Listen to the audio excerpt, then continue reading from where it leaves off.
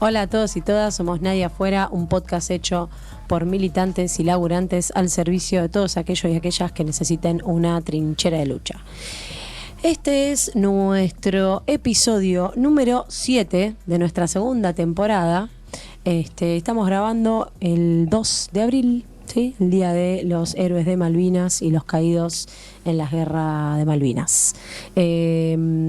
También está, bueno, acá estamos todos, mesa completa, también están las chicas haciendo laburo de redes, etcétera. Para eso, síganos en las redes, ¿no? Yo sé que está re desordenado, eso a Manu le hace daño, pero a mí no me importa porque nunca fui ordenada. Por eso soy revolucionaria, porque nunca fui ordenada. Entonces, ¿qué vamos a ver hoy? Hoy tenemos muchas cosas, muchísimas cosas, centralmente Malvinas, etcétera. Ahí, no sé, estoy recibiendo un llamado de Estados Unidos, que creo que era para Milei, un tal Trump, pero por ahí, no sé, por ahí está equivocado. Estamos en un momento, la verdad que entre la joda que da a veces para tomarse, porque la verdad es que el gobierno es tan ridículo en sus formas que por el momento te dan ganas de cagarte la risa, pero veíamos recién que subió la canción esta de Queen, Los amigos serán los amigos, ¿no? En este día, el mismo tipo que tiene una foto de Thatcher arriba del escritorio, ¿no? O sea, la verdad, más cipayo no hay. Exacto. Que venimos de ver a ciertas juventudes militantes festejando un nuevo pacto con el fondo. Sí. A esta circunstancia de levantar la figura de este tipo. Me parece que es todo el tiempo el límite entre cagarse de la risa de lo ridículo que es y agarrarse un poquito la cabeza. Y medio que no sabe a quién regalarse más, ¿no? Porque dice, bueno, me regalo con Trump a ver qué pasa, pero también me regalo con los ingleses a ver qué pasa, y también me regalo con Alemania a ver qué pasa. O sea, el chabón está regalado a quien venga y le ponga los dólares. Hay una anécdota respecto a Milei y su relación con las Islas Malvinas, y es que cuando era chico, tenía 11 años, estaba frente al televisor, esto lo cuenta él directamente, dice, estaba frente al televisor, estábamos viendo lo que pasaba, el 2 de abril justamente, de 1982, y bueno, él como que tenía una postura pro-inglesa, digamos, medio como que decía, bueno, como Argentina va a perder la guerra, que era una locura ir a la guerra, y qué sé yo, bla, bla, bla, pero más así con una postura tirando para el lado de los ingleses, claramente. Y el padre, vamos a decirlo sin ningún tipo de miramiento, porque esto es narrado así por Milei, lo empezó a cagar a trompadas y a patadas en el piso, y terminó directamente en el hospital. Un niño de 11 años, así que bueno, así se resolvían los conflictos en la familia Milei, evidentemente. Y eso explica muchas cosas, ¿no? Y eso, exactamente. Eso explica muchas cosas. Bueno, ¿cómo andamos? Bien, ¿no? Arrancamos liviano. Arrancamos tranquilo, un poco de violencia intrafamiliar. Bueno, sí, la verdad que es un día movilizante, como cada 2 de abril. Acá estamos firmes, grabando el podcast como corresponde, día feriado, día de los veteranos, las veteranas también, hay que acordarse de aquellas que fueron como enfermeras, ¿no? A asistir y demás, un rol fundamental en cualquier guerra, ¿no? Y bueno, y de los caídos que bueno, están custodiando la patria con los cuerpos allá en Malvinas. Bueno, hemos tenido un arduo debate inconcluso. Sí, ya creo que llegamos un poco agotados. Ya vamos a decir, bueno. Ya llegamos. Pero bueno, me parece que hay una cuestión que gira alrededor del cipallismo, que es el bajo nivel, ¿no? Que encierra a todos aquellos que están enamorados. De hecho, una de las partes de enamorados de naciones extranjeras, ¿no? No vamos a meternos en una conflictividad con las jóvenes, los jóvenes. Pero estos pibes que son hinchas del Real Madrid y todo eso, ¿viste? Habría que cada tanto un soplamoco. Vos decís que están unidos. Yo creo que hay un hilo. Hay un hilo que conecta. Claro. Porque dale, flaco. Que son varones, es el hilo conductor. Bueno, pero son debates interesantes. La gente no me está viendo, pero yo pues estoy poniendo cara de odio. Cara de odio. Bueno, más allá de esto, un poquito para distender antes de que nos metamos de lleno. Estaba esperando este momento. Estabas esperando. Es el que espero cada miércoles. ¿Cómo llegamos a este miércoles? Maru, ¿vos cómo estás? ¿Subiste feriado o algo distinto? Algo distinto. Tan distinto no. A los jubilados le volvieron a pegar. Ya es un deporte. Es el deporte, ¿viste? Ya ni los feriados, pobre, descansan. Los fajan igual. La policía o la gendarmería pisó a un periodista. Sí. No sabemos si fotógrafo también tenía ahí un micrófono. Yo vine con un poco de ira de carretera porque venir en bicicleta, por un lado, es qué alegría, qué lindo el vientito, y después se viene una puteada al que viene atrás porque no te pone la luz o porque te encierra. Así que, no, en esa, medio. Otra cosa que me pasa, no sé si les pasa a ustedes, siento que es diciembre. Yo estoy en esa. O sea, ¿es marzo o qué onda, boludo? Está chequeado que marzo tuvo 50 días. Sí, ¿no? 50, Eso estamos todos de acuerdo. Sí, no fue tan largo como enero, que me parece que enero fue mucho más largo, pero casi, sí.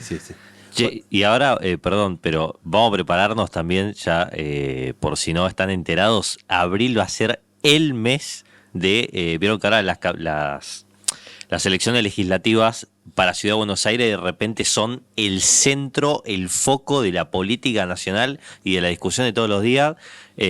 Así que bueno, desde Yamil Santoro hasta Manuel Adorni, Silvia Los Penato, nos vamos a divertir un poco con esa La legislatura esa esa. campaña. Wow, No, bien. esa legislatura tremenda. No, sí, va a ser todo un chiste. ¿Qué iba a decir? Ya me hicieron perder.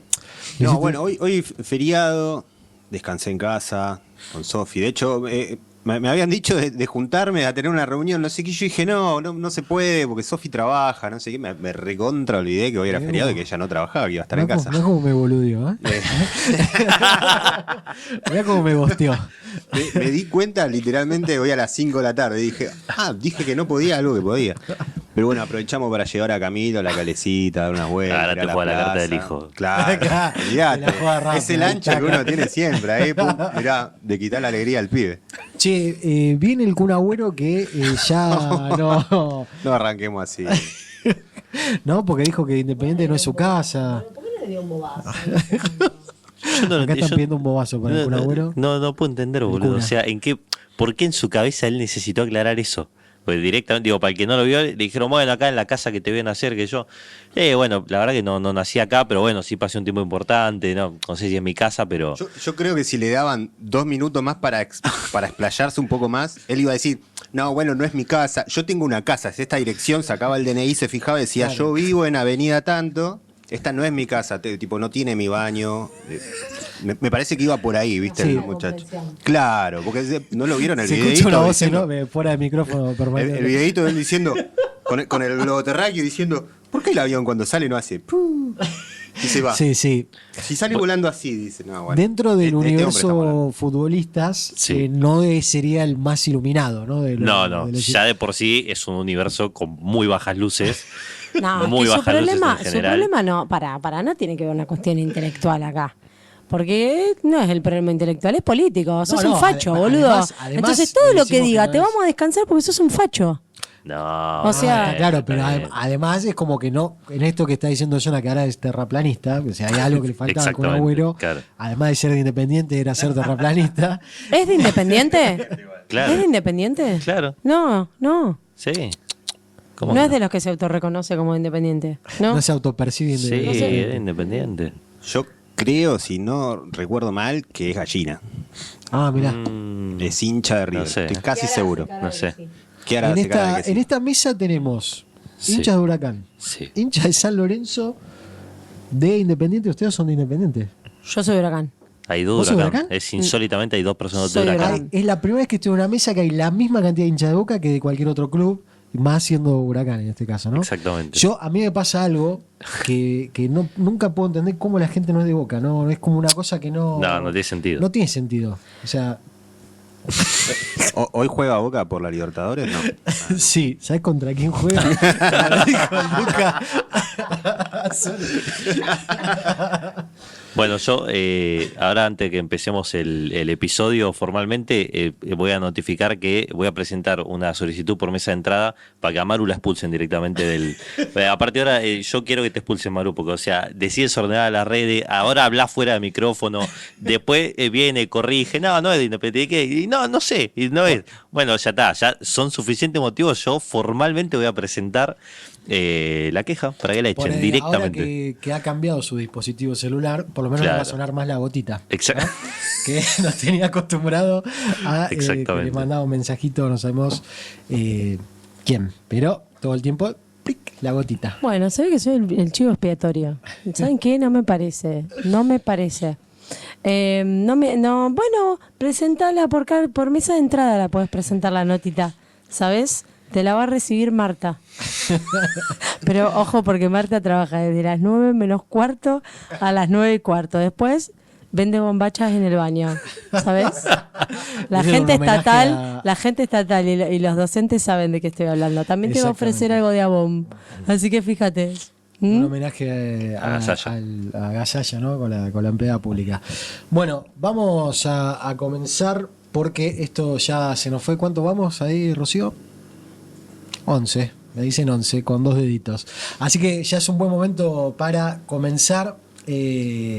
Bueno, la semana pasada hablábamos un poco de que mientras el gobierno atraviesa una crisis política, también está atravesando una incipiente crisis económica. Creo que esta semana estuvo, de entre el miércoles pasado a este miércoles, estuvo marcada por esa crisis económica.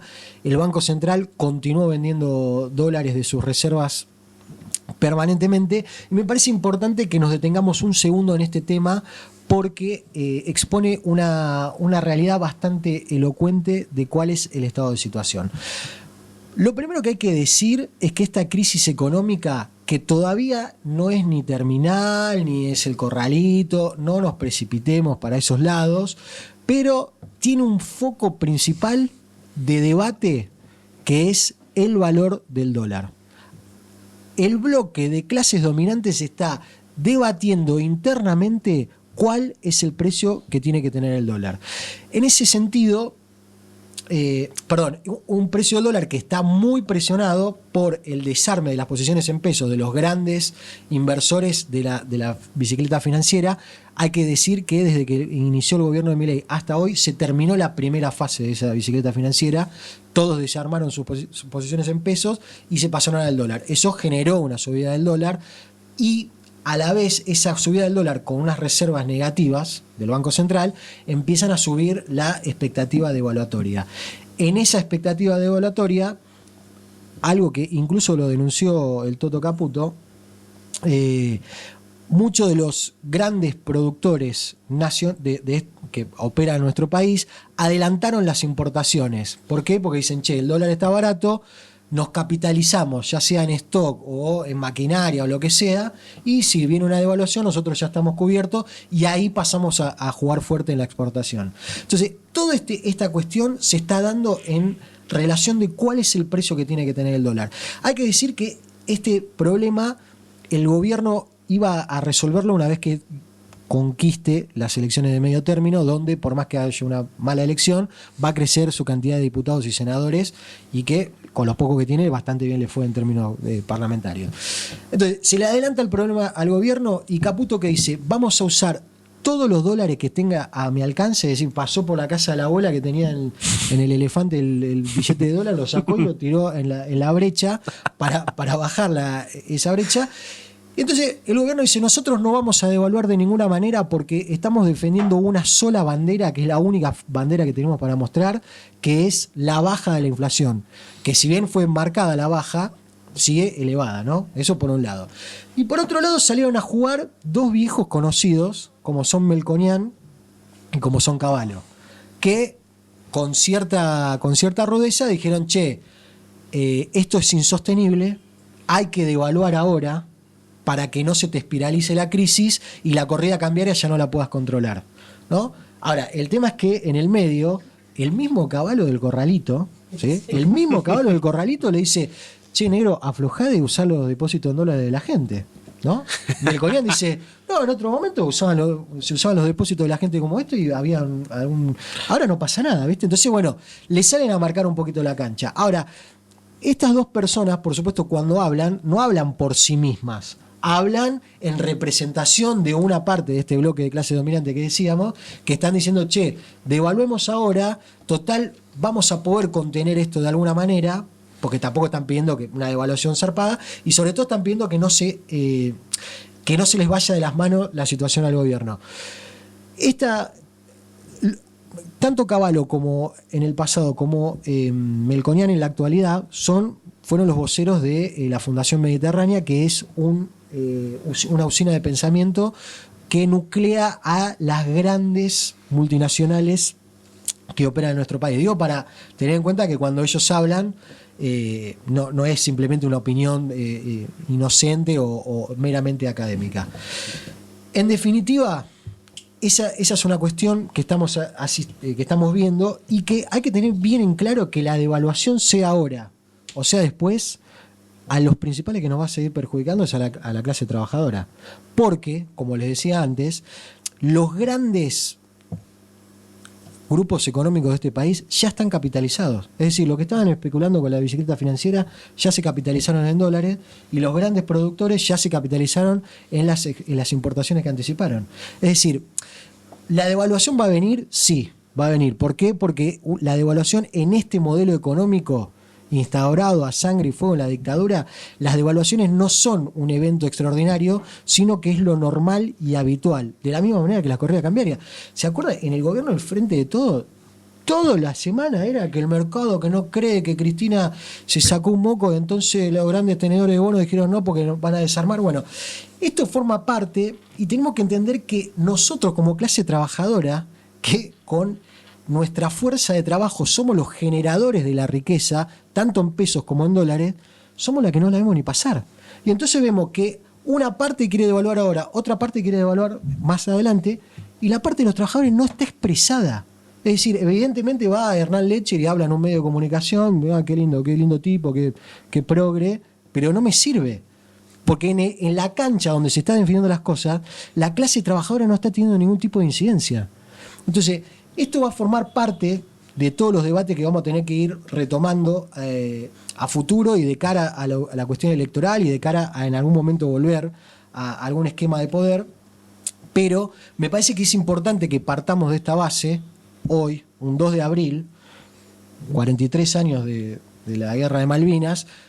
Nos vamos a meter en ese tema también, pero me parece que es importante que tengamos esto en claro porque ahora estamos yendo al fondo nuevamente. Sí, el acuerdo se va, finalmente ahí aparecía al principio como un rumor y después ya está confirmado que lo que pidió Argentina en la negociación directa con el fondo son 20.000 millones de dólares. Esa es la petición que se le va a presentar del directorio del fondo al board técnico, que es la que se encarga de aprobar estas cuestiones y sobre todo de definir los detalles de esto de cuándo te voy a dar la plata, cómo te voy a dar la plata, qué resultados me tenés que mostrar para que sigamos dentro del acuerdo, etcétera, etcétera. Bueno, todas esas cuestiones están por definirse, pero el monto es de 20.000 millones de dólares. Esta semana también parte de lo que se confirmó es que el primer desembolso sería del 40% del total, es decir, 8.000 millones de dólares. Cuando habló sobre esto, Kristalina Georgieva, la titular del fondo, dijo que es una petición razonable y cuando se refirió a Argentina, puntualmente al plan económico de Milei, Caputo, etcétera, dice, esta es una petición razonable, se la han ganado dado su desempeño.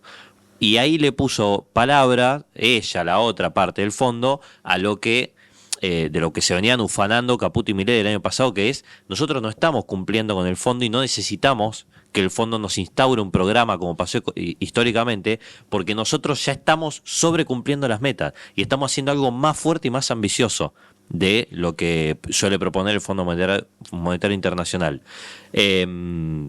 Volviendo un poco al tema de los números, de estos 8.000 millones que llegarían a un primer desembolso, lo que sí no se sabe es, bueno, cuántos se pueden usar o para qué se pueden usar. El rumor más fuerte es que 5.600 millones de dólares serían de libre disponibilidad, el resto serían, no sé si para hacer eso de capitalizar la letra del Banco Central que dijeron, o para repagar otros intereses que le debemos al fondo de los acuerdos anteriores. Pero bueno, esos son los números respecto al fondo. También se tiene que confirmar próximamente qué va a pasar con el Banco Mundial y el BID, que son los otros dos organismos multilaterales a los cuales quiere recurrir Caputo para tener algo más de dólares para sostener todo el modelo que planteaba recién Martín. Y por último, para no perderlo de vista, digo, en estas felicitaciones, en esta celebración que hace el fondo respecto al plan económico de Milei y Caputo, es que Sturzenegger forma parte de un comité de asesores que creó el Fondo Monetario Internacional hace unos meses, y ahora ya, digamos, ahí hay una cuestión fina que es un comité de asesores dentro del fondo en el cual no se sabe si es un cargo oficial, si es un cargo ejecutivo, porque en el caso de que eso pasara, esto sería incompatible con la función pública argentina, o sea, sería directamente ilegal. Entonces, bueno, no se sabe si es así como algo testimonial, como decir, bueno, soy un asesor del fondo y listo, de buena onda y, no sé, doy mi punto de vista respecto a algo, o si cumple una función más profunda. Pero digo también para ver hasta dónde está llegando, hasta dónde se está institucionalizando el cipallismo en Argentina. Sí, me parece que ahí está bueno para pensar en el contexto de 2 de abril y pensar un poco justamente la soberanía, ¿no? ¿Qué soberanía podés tener como territorio si depende tu modelo económico constantemente de una moneda extranjera? Es decir, ni hablar que ellos ya habían dicho que su intención era volar ¿no? el Banco Central y que nos dolaricemos, etcétera. O sea, directamente dejar que el mercado yanqui controle tu economía, porque efectivamente sin digamos, tener un peso fuerte, bueno, claramente pasa lo que pasa. ¿Qué pasa? Lo que está pasando hoy, básicamente. Ahí me acuerdo, digamos, hace un tiempo que era raro, digamos, que uno esté pensando en dólares. Normalmente, bueno, yo no pienso en dólares, pero digo, decías pensar en verde y era una Heineken, no estaba pensando en dólares. ¿Se acuerdan la propaganda? Sí. Bueno, de repente, digamos, a partir también, ¿no? Creo, del 2008 a esta parte en el cual, digamos, el mundo financiero se revolucionó de un modo tal que después de esa crisis internacional financiera, bueno, no nos vamos a poner a explicar de dónde provienen las crisis en el capitalismo, pero nunca son financieras, pero en este caso su expresión fue la explosión de esas burbujas financieras. Empieza a haber un cambio, me parece a mí, una disponibilidad de capitales dando vuelta, que era, bueno, ¿a dónde carajo, cómo metes esto? Y en función de eso me parece también interesante cómo a partir de ahí hubo un cambio en la defensa de las monedas. Porque esto no está pasando solamente en la Argentina, es, digamos, algo que se comparte con otras, con economías regionales. Lo que pasa es que son economías regionales que van para atrás. ¿Por qué? Porque pensás en el real, y el real es una moneda potente, es una moneda que se la banca, digamos. ¿Por qué? Porque efectivamente tiene una producción, digamos, industrial, una producción real y concreta que respalda la existencia de esos billetes. El problema que está teniendo en este momento la Argentina no es solo que no tenga dólares, ya no tenés de dónde sacarlos.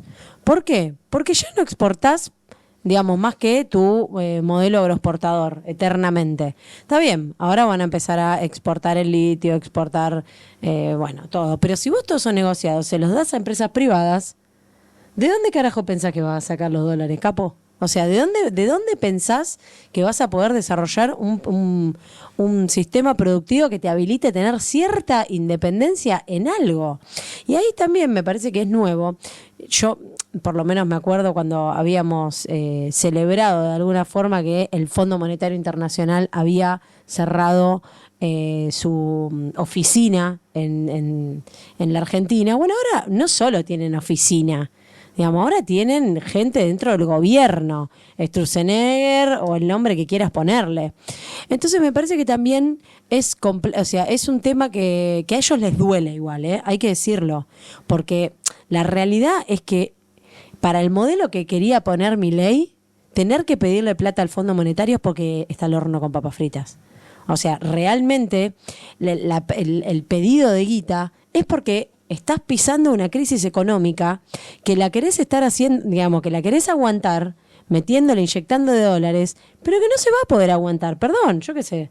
Por ahí soy un poco negativa, pero ya la vivimos. Entonces me parece que otra vez va Caputo a llevarse la guita. Sí, ahí respecto a los números también, digo, esta crisis que vos estabas describiendo se da a un año de gobierno, o sea, pasa que pareciera que pasaron 4 años de gobierno de este país. Al año de gobierno, Macri la tuvo recién en 2018, o sea, cuando estaba en curso de su tercer año de gobierno. Y por otro lado, en el mejor de los casos, digo que eso me había quedado pendiente respecto a esto de los desembolsos, cómo viene la plata, etcétera. En el mejor de los casos, ponele que le dan en total, entre todo, entre 8.000 y 10.000 millones de dólares, digo, entre el fondo y los otros organismos que estuvimos hablando, para llegar hasta las elecciones.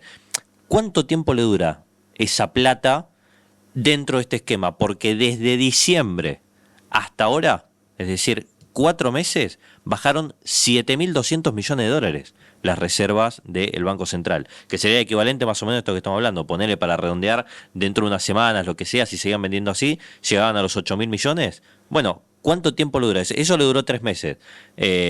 ¿Cuánto tiempo le dura esto? Sobre la base de todos los otros problemas, porque acá estamos analizando la cuestión financiera cambiaria, si se quiere, pero después venimos sobre una recesión sin precedentes, sobre un ajuste sin precedentes, etcétera, etcétera, etcétera.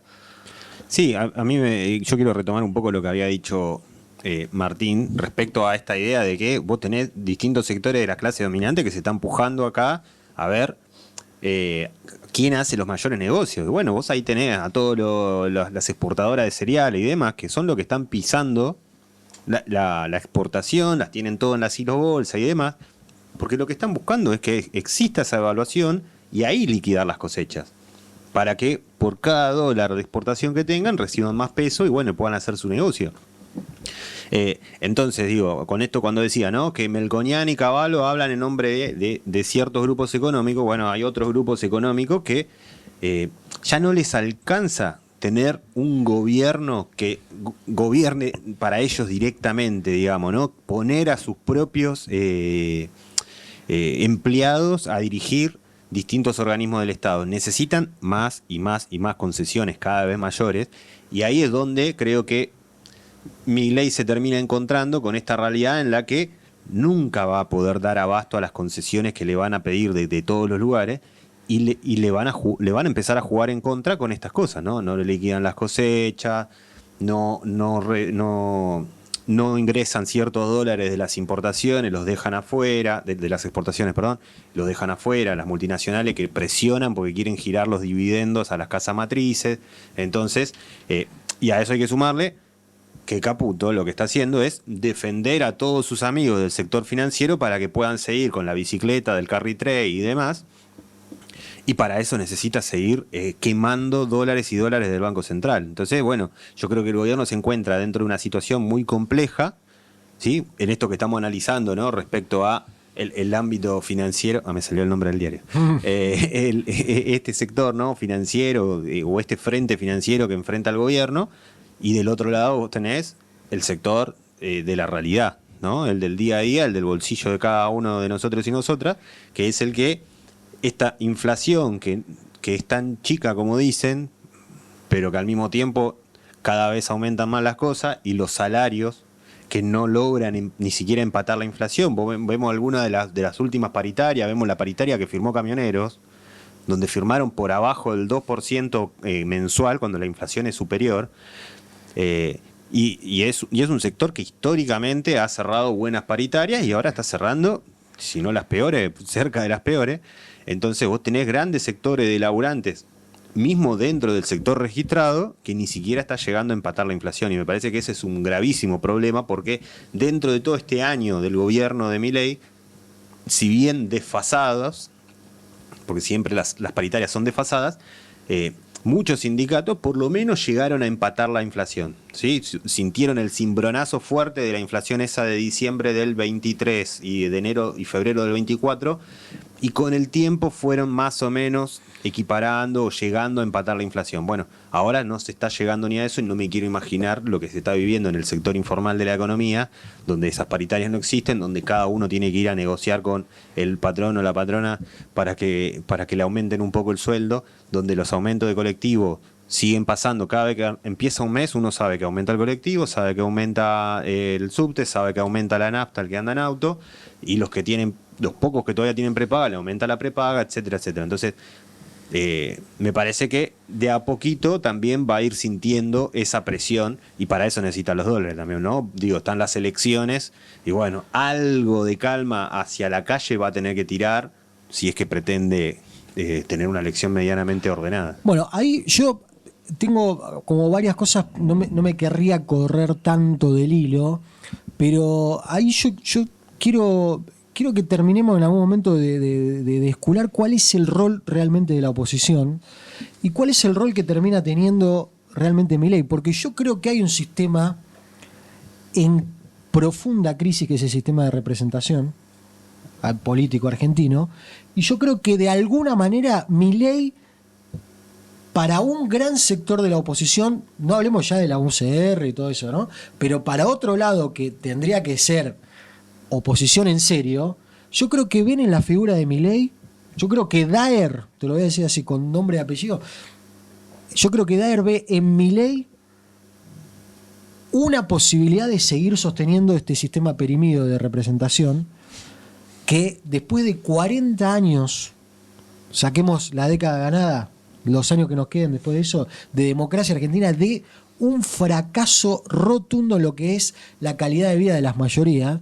Bueno, yo creo que hay todo un sector de la oposición que tiene mucho cagazo de que justamente pase eso, de que nosotros copemos la calle y digamos, bueno, loco, se terminó, basta de esto. Entonces, me parece que la figura de Milei cumple un rol doble, tanto para las clases dominantes que estamos diciendo, che, se la están llevando en pala, como para también estas oposiciones que ya no representan a nadie. Porque ¿cuántos afiliados tiene Daer detrás de sus espaldas? ¿Por qué no se pronuncia Daer respecto de la situación de sanidad, donde siguen perdiendo? Digo, está claro que ahí hay un problema y hay un sistema en crisis. Y entonces digo, bueno, ¿hasta dónde están oficiando de oposiciones y hasta dónde seguimos esperando que sectores que tendrían que estar haciendo algo, porque la situación es alarmante, y no? Y bueno, ahora tiramos un paro general y vamos a ver, porque también si el paro general va a ser un paro general, bueno, sí, está bien, bienvenido sea, pero si no está inscrito en un plan de lucha en un norte, ¿cuál va a ser la salida de todo esto? ¿Cuál va a ser la salida? ¿Sentarse? Decir, bueno, a ver, Massa, Cristina, muchachos, vamos a seguir peleándonos por quién va a poner más en la lista. Entonces, bueno, ahí me parece que hay un tema que es muy profundo y que también nos pone de cara a decir, bueno, vamos a tener que resolver más de un quilombo, ¿no? Porque mientras tanto, estos tipos siguen avanzando a un paso firme. Yo creo que el problema principal es que todos quieren la reforma laboral, la reforma jubilatoria y la reforma del Estado. Yo creo que tanto la oposición, la que quieras, todos los que están sentados en el Congreso, menos la izquierda, están de acuerdo con que tiene que haber una reforma laboral. Habrá quienes posiblemente piensen una reforma laboral con determinadas características, y eso será otra discusión.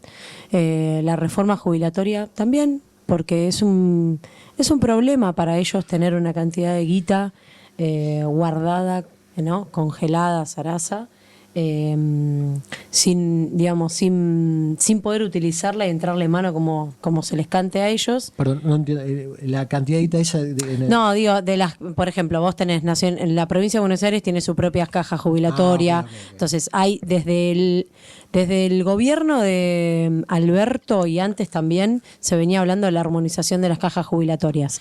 Eso vos no lo podés hacer porque necesitas cambiar en realidad la ley jubilatoria. Entonces, hoy en día la ley jubilatoria te habilita la existencia de leyes jubilatorias provinciales o normativas que, digamos, hoy en día conviven. Para poder armonizar las cajas jubilatorias, que aparte normalmente las provincias le deben plata a esas cajas jubilatorias, vos te sacás por un lado una deuda interna encima y por otro lado tenés una disponibilidad de guita. Que bueno, después vos podés ver para qué lo usás o no. Pero me estoy yendo de tema. Me parece que lo principal para poder entender por qué están jugando todos el juego de la institucionalidad es, por un lado, que están todos de acuerdo con que las reglas del juego tienen que cambiar, porque efectivamente el modelo económico, como lo vienen planteando, no viene funcionando. Entonces, en vez de replantearse el modelo productivo de la Argentina y volver realmente a la senda del 45, ¿no? Digo, me parece a mí un proceso de industrialización, un proceso de sustitución de importaciones, como se te cante. También podés hacer más Brasil, digamos, que fue por otro lado, por el autopartes, etcétera, que por lo menos, digo, yo no digo que sea lo que más me gusta, pero por lo menos te genera ingreso de guita. Bueno, todo eso lo están cortando.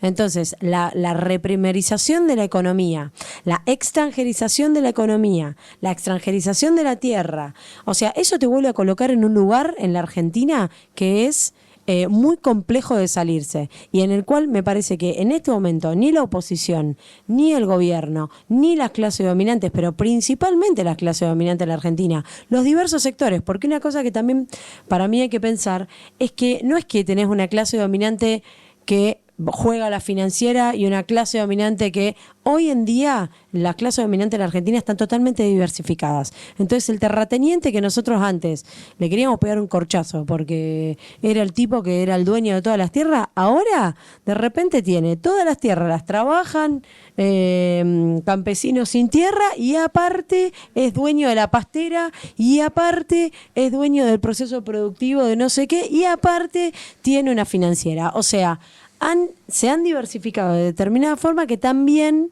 es un problema. Sí, los pools ojeros es un ejemplo clarísimo. Exacto. Por eso, para mí, una forma de poder pensar por qué esto está como está y por qué Daer, aparte, ¿no?, de que es un sorete sindical, porque ya ni es jerarca. Sí. No, por ahí, perdón, le podemos poner un Volvemos a los términos gramscianos. Sí. Análisis. Pero me parece que también tiene que ver con Moderno de la cárcel. a ver, esa clase trabajadora que lo votó, que también qué es lo que esperaba, qué es lo que quería. Y yo te voy a decir una cosa, para mí que camioneros, y no lo voy a decir como el mal menor, como cuanto peor mejor, sino que vamos a ver qué pasa ahora con camioneros cobrando menos guita y que efectivamente a los camioneros no le empiece a alcanzar la plata. ¿Por qué? Porque vienen de años de tener paritarias, que cuando el resto estábamos para atrás mal, Sí. ellos seguían teniendo un poder adquisitivo que bancaba. Entonces, ¿qué pasa con esa plancha de los salarios? ¿A dónde, digamos, qué va a pasar con esos tipos? ¿Van a votar a Milei diciendo, bueno, no, boludo, si estás cobrando menos? Claro, ¿Quién vas a votar? Pero yo ahí quiero remarcar algo que me preocupa bastante. Que yo, a partir de empezar a ver esto de Melconian y qué sé yo, me metí a verlo, me metí en Fundación Mediterránea y consecuentemente en la IERAL. O sea, estás ahí. me Formas metí, parte. Me metí. Dijo, ¿Cuánta che, guita acá te se baja? mueve. Claro. Y entonces encontré el presidente de la IERAL dando una nota la semana pasada en la televisión de Córdoba, porque IERAL es de Córdoba. Córdoba, a ver. Y entonces el tipo, yo fui a buscar una declaración del tipo respecto del valor del dólar y resulta que el tipo estaba hablando de cómo van a hacer con las jubilaciones. Porque yo les quiero decir que el 23 de marzo de 2025 terminó la moratoria jubilatoria. Y esos sectores representantes de las grandes compañías de este país ya están pensando cómo van a ser el día de mañana. Entonces, el gringo Schiaretti, a través de una diputada suya, presentó un proyecto, ¿no? ¿Cuál es ese proyecto? Que como no va a haber más moratoria, si vos llegaste a los 28 años, la ley es muy estricta en cuanto, si vos no tenés 30 años de aporte, por más que tengas 29 y 6 meses, ¿no? Te jubilás. Punto. Ahora, lo que propone este sector del peronismo, ¿no? El peronismo cordobés, es, si vos llegaste con 28 años de aporte, bueno, te damos un equivalente a eso. Pero todo esto se va a sumar a la PUAM, ¿no? La pensión universal de adultos mayores, Entonces, si tenés 5 años de aporte, te vamos a dar el equivalente, ¿no? Imaginemos, si ya alguien con la moratoria cobra la mínima, que es 320.000 con el... Sí, con sí, el- ahora el último mes llega a 400 y pico, pero sí. Bueno, la PUAM, por supuesto, está determinada por el salario mínimo vital y móvil, como todas las asignaciones. Ahora, esto encierra una trampita. Para las mujeres, la PUAM empieza a regir a partir de los 65 años. Es decir, que de manera endógena vos ya tenés una reforma jubilatoria de hecho, que para que una mujer pueda acceder a la jubilación, si no tiene los 30 años de aporte, por lo menos va a tener que esperar hasta los 65 años para cobrar una miseria. Entonces digo, esto ya está pasando ahora. Mientras estamos viendo si Daer va a hacer algo más después de un paro general, mientras estamos viendo si Cristina va a ir de candidata, de diputada por La Matanza. Diputada provincial. Diputada provincial. No diputada muchacho, nacional. Sí. Entonces, El consejo escolar en cualquier momento. claro, ¿entendés? Entonces, acá hay que. Pero en serio, yo creo que de abajo para arriba Sí, sí. tiene que venir alguien que golpee la puerta de los lugares y diga, che, muchacho, esto no se puede más, hermano. Porque vos, Maru, hablabas la otra vez de la democracia sindical. ¿Qué debate se dan adentro de los sindicatos? Bueno, alguien tiene que empezar el debate revoleándole una silla en la cabeza a alguien, porque no se puede más. O sea.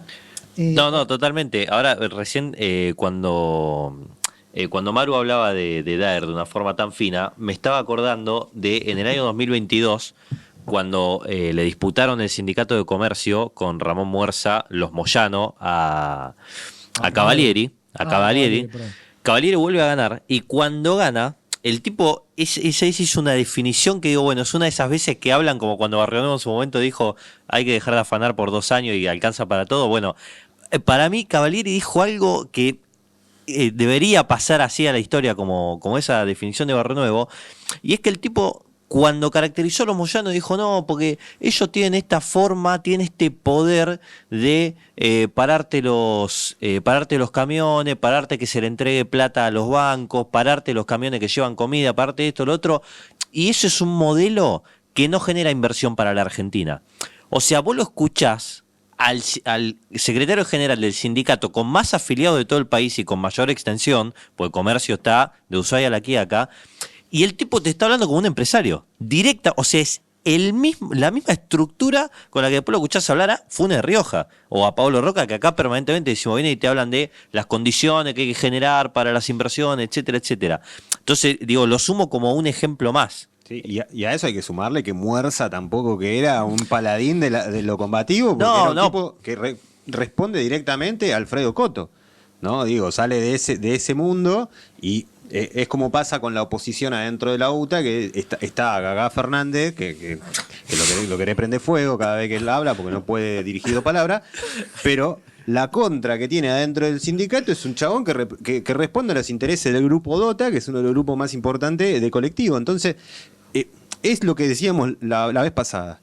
O no sé si lo decíamos acá, pero en algún lugar yo sé que lo debatí. Sí. Y planteaba esta idea de que los 90, ¿sí?, vinieron a terminar de desarmar al modelo sindical argentino, porque vos lo que terminaste consiguiendo son ya no sindicalistas que uno podía decir, bueno, este es un traidor o este lo otro. Ya directamente son empresarios que funcionan como sindicalistas, ¿sí? Y estamos hablando de los jerarcas, porque de vuelta, los sindicatos Obvio. son enormes y hay una gran cantidad de compañeros y compañeras súper honestos que son delegados de base o mismo ocupan algunos puestos adentro de los gremios, pero que llegan con otra impronta y ojalá eso pueda darse vuelta algún día. Pero vos tenés en muchos sindicatos muy importantes a tipos que responden a estas estructuras que ya son patrones, porque tienen sus propias empresas, que son multimillonarios y que el otro día estaban hablando, no me acuerdo si del sindicato de los hipódromos de Santa Fe.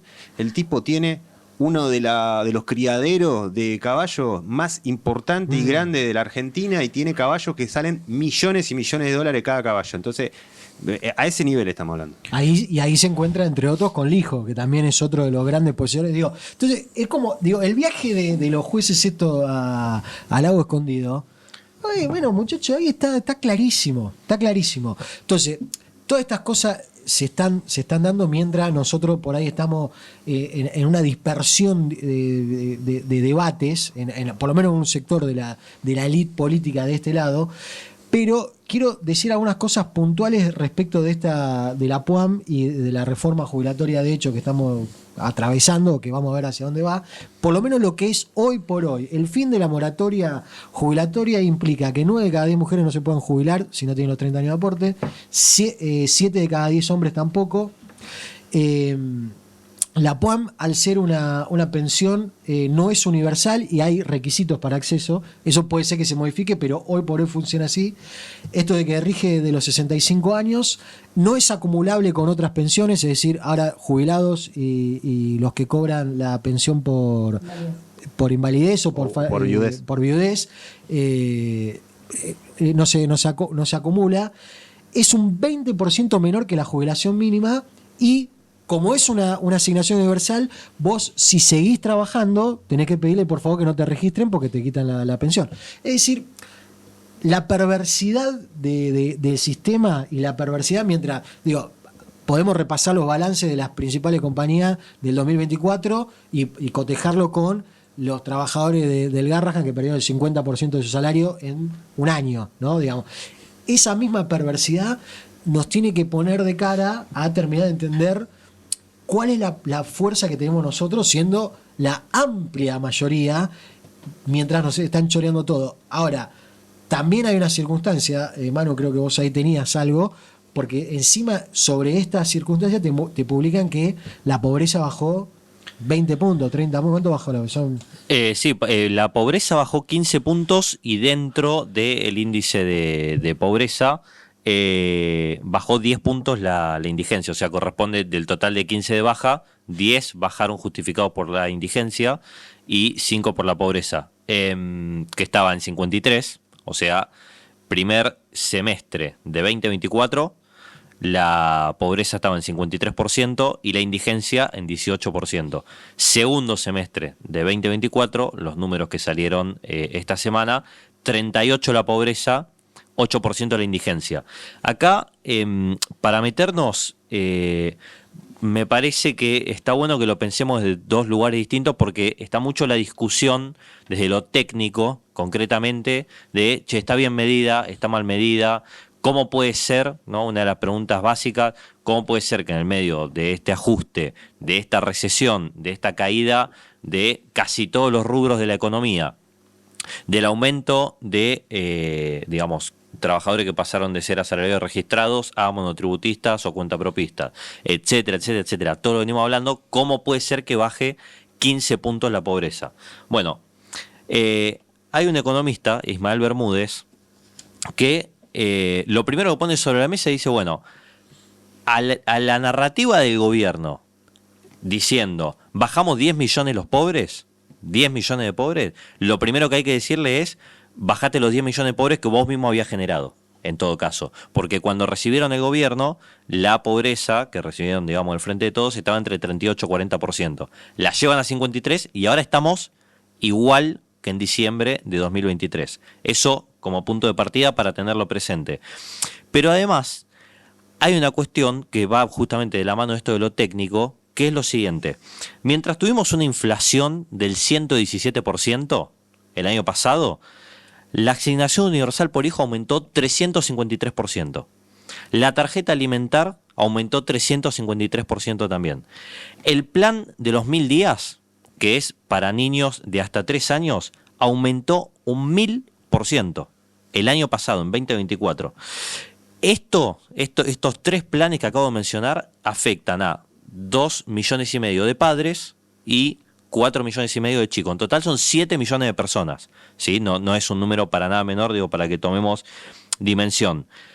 Y ahí vamos a pasar en limpio también algunos números respecto a la incidencia de estos planes, de estos tres, la asignación universal, la tarjeta alimentaria, el plan de los 1000 días.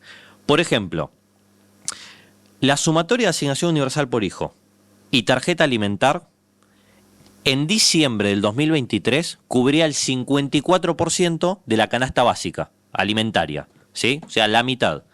En diciembre de 2024 llegó al 100%. Es decir, con estos dos planes, vos cubrís la canasta básica alimentaria, que es la que te marca la línea de indigencia, ¿sí? Y según Ismael, todo esto que estoy diciendo es todo análisis de Ismael Bermúdez, ¿no? Y entonces él pone como ejemplo, dice, si se considera una familia tipo, varón, mujer, hijo e hija, ¿sí? 2 niños. La suma de asignación universal por hijo más la tarjeta alimentar llega a cubrir este 100%, y si se suma algún ingreso informal dentro de esta familia, porque ahí estamos hablando solamente de los planes, se suma uno de los dos padres, suma un ingreso informal, pueden alcanzar y hasta superar el valor de la canasta de pobreza. Ni hablar del de la indigencia, ¿no? Que ya estaba cubierto por lo otro. Entonces, ¿por qué traigo esto? Porque digo, al mismo tiempo que nosotros contamos que se pierde el empleo de calidad, que se pierde el empleo registrado, que se pierden un montón de prestaciones en las que el gobierno hace un ajuste brutal, fenomenal, no solamente el de obra pública, sino jubilaciones, salario del Estado, etcétera, etcétera, etcétera. Mientras crece el desempleo y mientras se empeoran todas nuestras condiciones de vida, ellos hacen una cuenta aritmética que es, suponete, para ser claro con el ejemplo, si yo necesito 10 pesos para no ser pobres, ellos se encargan a través de la asignación universal por hijo, de tarjeta alimentar, que vos cobres 10 pesos con un centavo. Ahora, tus condiciones de vida, tu condición de trabajo, tu perspectiva de vida, tu acceso al resto de las cosas que hacen al bienestar de una persona, de una familia, al desarrollo de los pibes, las pibas, etcétera, etcétera, etcétera, olvídate. O sea, tenés cubierto esto, sos una estadística, la bajé 15 puntos la pobreza y ya está, no tenemos pobres. Esto por un lado de lo técnico, y ahora doy una vueltita más y doy la palabra porque me parece que es la otra lista que está buena, que es Leonardo Tornaroli, es especialista también en medición de pobreza de la Universidad de La Plata, y justamente explicando esto de la baja de pobreza tan fuerte, él refuta la frase de no es posible que la pobreza baje si el consumo masivo sigue siendo menor a un año atrás, o si se consume menos carne, ¿no? Y todo lo que venimos hablando. Y él dice, sí es posible, porque al método de medición no le importa en qué se gasta la plata, sino tu nivel de ingresos solamente. Entonces, para mí es una pregunta, por lo menos como disparador, decir, si yo dejo de consumir carne, si yo en vez de comprarme la zapatilla que quiero, apenas veo si me puedo comprar una zapatilla, etcétera, etcétera, etcétera, dejo de hacer eso para pagar la luz, el gas, el agua y el alquiler, ¿soy más pobre o soy menos pobre? Porque en los números, en la estadística, no. Porque mi ingreso sigue siendo el mismo y me sigue poniendo por encima de la línea de pobreza o de indigencia. Ahora, en mi condición de vida, ¿no me empobrecí? Si comía un asado todos los fines de semana con mi familia y ahora como un asado cada 6 meses. Sí, y a eso hay que sumarle algo, y es el nivel de endeudamiento de las familias. Porque vos tenés un montón de familias que para poder llegar a fin de mes se terminan endeudando, terminan comprando la cosa en el supermercado con la tarjeta de crédito, terminan pateando una cosa para adelante, tienen que sacar un préstamo por todos los medios habidos y por haber. Entonces, vos tenés que hay todo un sector de gente que cada vez está pisando un escalón más abajo en esta pirámide de ingresos y de consumo. Entonces creo que más allá de la discusión de cuánta gente, qué porcentaje es, lo que también hay que tener en cuenta es que hay muchos que están pateando para adelante los problemas y que en algún momento se termina explotando. Yo me acuerdo, todos creo que se acuerdan, que en el supuesto plan platita de Massa para poder ganar las elecciones, sacó a través de ANSES unos créditos que buscaban esto, buscaban desendeudar a las familias y que uno vaya pagando mes a mes una cuota de un préstamo que buscaba justamente alivianar esa situación. Bueno, toda la gente que sacó esos préstamos de ANSES, que hoy lo sigue pagando, hoy ya está endeudada de vuelta, porque tuvo que patear los consumos de la tarjeta de crédito, pagar menos y obviamente con algunos ítems que no son contabilizados en las canastas y demás, como los alquileres, que se fueron estratosféricamente y hoy ya es una complicación mismo conseguir dónde vivir. Sí, inclusive también parte de la discusión, por eso hacía tanto énfasis en esto de la carne, y que va atado, aparte de lo que decías vos, Maru, también con los camioneros, ponele, que es todo esto para mí está íntimamente relacionado, o hay que ligarlo, con la frase de Caputo de vamos a hacer Perú. Porque esa es una discusión que te lleva, por eso hacía la pregunta, digo, bueno, si yo tengo la misma plata, pero no como carne y pago la luz, bueno, ¿qué modelo de sociedad vas a tener? ¿Para qué vas a trabajar? ¿Cuál es el modelo económico de vida social, cultural, laboral, etcétera, etcétera, de derechos a los que vos vas a aspirar? O sea, por eso digo, como da la pregunta, más que la técnica de si baja o sube, la político-ideológica, la discusión político-ideológica, bueno, nos vamos a acostumbrar a tener el piso, estamos en el piso histórico. En ningún momento de la historia argentina de que se mide, se consumió tan poca carne como ahora. Nos vamos a acostumbrar a eso, digo, va a cambiar la composición sociológica, cultural de Argentina alrededor de eso, como tantas otras cosas. Sí, a mí me parece que tiene que ver justamente con, digamos, los consumos, o sea, las clases sociales y sus consumos, ¿no? Digo, si bien, por lo menos yo soy marxista y no considero que las clases sociales se configuren en relación a sus consumos, sí es una realidad que el acceso a determinados bienes materiales te referencia dentro de una clase social o no. Me parece que en ese sentido hay toda una clase, digamos, trabajadora sobre todo, que en la Argentina siempre se denominó como esta clase media, ¿no? Que por ahí puede ser un laburante de camisa o un profesionales, bueno, etcétera. Que tiene que ver, bueno, no tanto en el lugar de la producción de la persona, sino justamente en sus ingresos. Que me parece que es la que en este momento está sufriendo de alguna forma la baja, ¿no?, de sus consumos, digamos, identitarios de clase. Entonces, por ejemplo, yo qué sé, las personas que comían carne todos los días y empezaron efectivamente a consumir otros cortes. El otro día hablaba con el verdulero y decía, che, esta roast beef que estás trayendo es malísimo. Me dice, sí, efectivamente, el roast beef, me dice, como es el corte barato, traigo el más barato que pueda dentro del mismo proveedor, cosa de tener un corte barato para el que quiera el corte barato, y no cobrarle, digamos, tan caro, porque si no, no puedo apuntar al mismo público. Y eso me parece que empieza a aparecer en todos los ámbitos.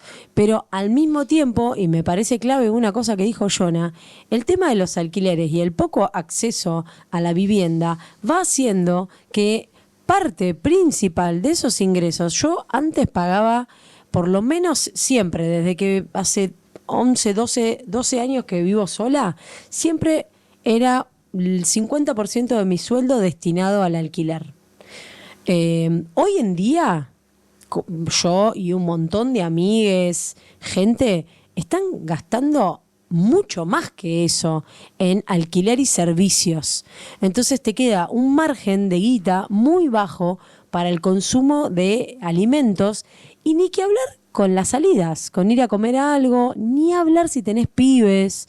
Me parece que hay algo ahí también de bajar, digamos, el consumo y decir, bueno, la verdad que estábamos igual medio sobraditos como veníamos. No estábamos sobrados, estábamos bien. Y yo creo que el plan económico y el plan social y político que tienen las clases dominantes para los sectores populares es que nos acostumbremos a una gran masa de pobres, de que el trabajador es trabajador y tiene que ser pobre, no rompan las bolas.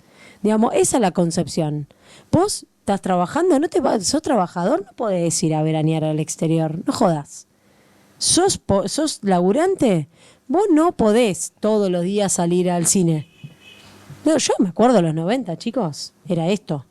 O sea, éramos todo trabajador, el que tenía trabajo, el que no tenía trabajo seguía siendo perteneciente a la clase trabajadora, pero sin trabajo, entonces era un desocupado en el mejor de las condiciones, agrupado en organizaciones, organizándose para llegar a fin de mes y tener un laburo, pero nada, ¿cuáles eran las salidas? Y bueno, ir al Corso, que te compraban un helado para compartir.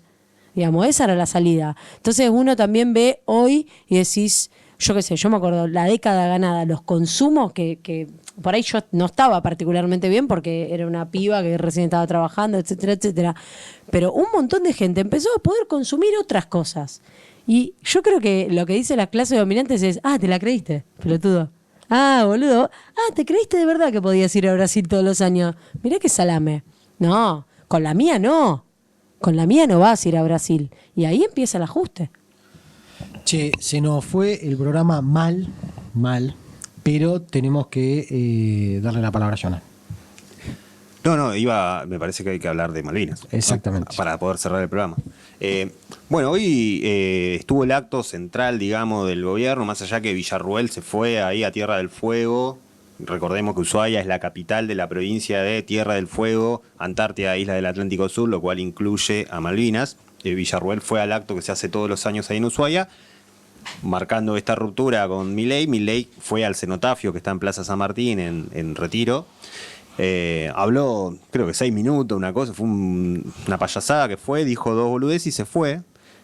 Que dentro de las 2 boludeces dijo algo muy importante, que habló de los kelper como malvinenses y habló de que Argentina los tiene que conquistar para que algún día ellos elijan ser parte de la gran nación argentina y que eso se logra a través de sus políticas económicas de liberar, etcétera, etcétera. Ahí hay 2 principales problemas. El primero, que rompe con, esto ya lo habíamos hablado en un momento con una votación que hizo el gobierno argentino en la ONU, rompe con el principio de integridad territorial, que es del cual se agarra Argentina para poder hacer la reclamación de las Islas Malvinas. Y lo que hace es ponderar el derecho de autodeterminación de los pueblos, el cual no aplica, además, al caso de Malvinas, porque la autodeterminación de los pueblos no habla de poblaciones instaladas en los lugares, como son los kelper, que sabemos que son colonos ingleses. Claro, exacto. Puestos dentro de un territorio ocupado, sino que ese principio de autodeterminación de los pueblos habla principalmente de poblaciones autóctonas de un lugar que tienen el derecho a poder definir, lo cual es cierto, pero no es el caso de los kelpers. Entonces, esta postura que toma Milei, que es calcada de la postura de los 90, donde pretendían regalarles ositos Teddy a los isleños, a los kelpers, para que, bueno, crean que Argentina es mejor que Gran Bretaña y no se elijan.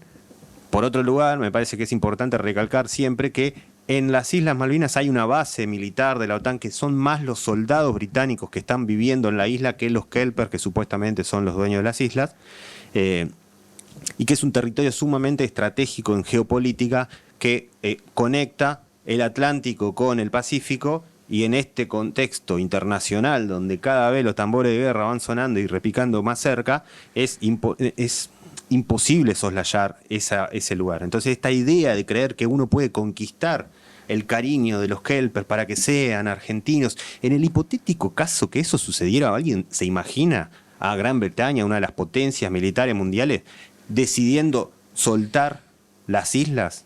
Porque bueno, estos isleños quieren ser parte de Argentina, cuando es un lugar central. Si te tiran una bomba en el canal de Panamá, el único contacto que hay entre el Atlántico y el Pacífico es pasar a través del Tierra del Fuego por el canal de Beagle, y las Islas Malvinas están en el medio. Eso como para poder dar un cierre a esto que planteaba Milei. Hay que recordar que las Islas Malvinas ya estaban detalladas como parte del territorio del virreinato del Río de la Plata, cuando Argentina se va formando como nación.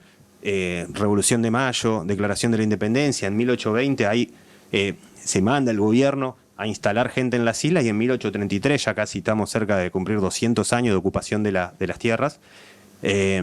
No vamos a hacer un raconto histórico para llegar hasta la guerra de 1982, pero bueno, hay que recordar y no dejar de recordar a todos los veteranos, ¿sí? A las veteranas, que son estas compañeras enfermeras que fueron a cumplir un rol muy importante, y obviamente a los caídos en una guerra. Yo quiero quedarme con un concepto que para mí es muy importante, que es el de guerra justa y guerra injusta, de las cuales hablan, por ejemplo, Mao Zedong, pero también habla Nguyen Giap, que fue uno de los generales vietnamitas, donde te plantea que una guerra justa es una guerra de liberación del pueblo que se libera ante el opresor imperialista que ocupa territorios nacionales. Bueno, me parece que hay que tener en cuenta eso al momento de analizar y pensar qué es lo que pasó en la guerra, ¿sí? Más allá de que, como todos sabemos, había una dirección del ejército totalmente cipaya, totalmente traidora, que jugó a perder la guerra de alguna manera, que estaquearon a los soldados, ¿sí? Porque era un ejército que estaba preparado para la represión interna y no para el combate con un enemigo invasor. Entonces creo que son cuestiones que hay que tener en cuenta. Un pueblo que llenó la plaza en apoyo a la recuperación de las islas, pero que 3 días antes le habían llenado la Plaza de Mayo en un paro histórico de la CGT en contra de la dictadura. Es decir, hay que ver todo un contexto, cómo es que el pueblo argentino también fue desarrollando a lo largo de todos esos años y todos estos años un gran sentimiento antiimperialista en contra de los invasores ingleses, de los piratas. Entonces creo que tiene que ir nuestro homenaje a los héroes de Malvinas, a todos los que estuvieron de un lado u otro apoyando justamente este justo reclamo de la nación argentina, de la patria, por la recuperación de las islas, y que es algo que nunca vamos a dejar de levantar esa bandera y que algún día vamos a volver. Muy bueno, Jonah, ya que estás, tirate el marudaje. El marudaje tirate hoy. Unos pasos y tirate el marudaje. Me tiro unos pasos. El marudaje de hoy va a ser la canción Héroe de Malvinas de Ciro, así que escúchenla, que está muy buena.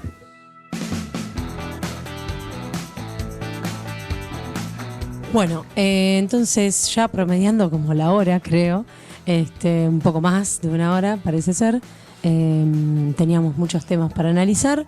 Vamos cerrando este episodio. Les sugerimos y les pedimos que nos sigan en Instagram, Spotify, TikTok y en YouTube. Pongan like, compartir, escúchennos y compartan este episodio con sus amigos, compañeros de laburo, compañeros de militancia. La idea es construir un análisis político que nos sirva para comprender hacia dónde nos conviene ir como clase trabajadora que somos. Saludos y buenas noches a todos.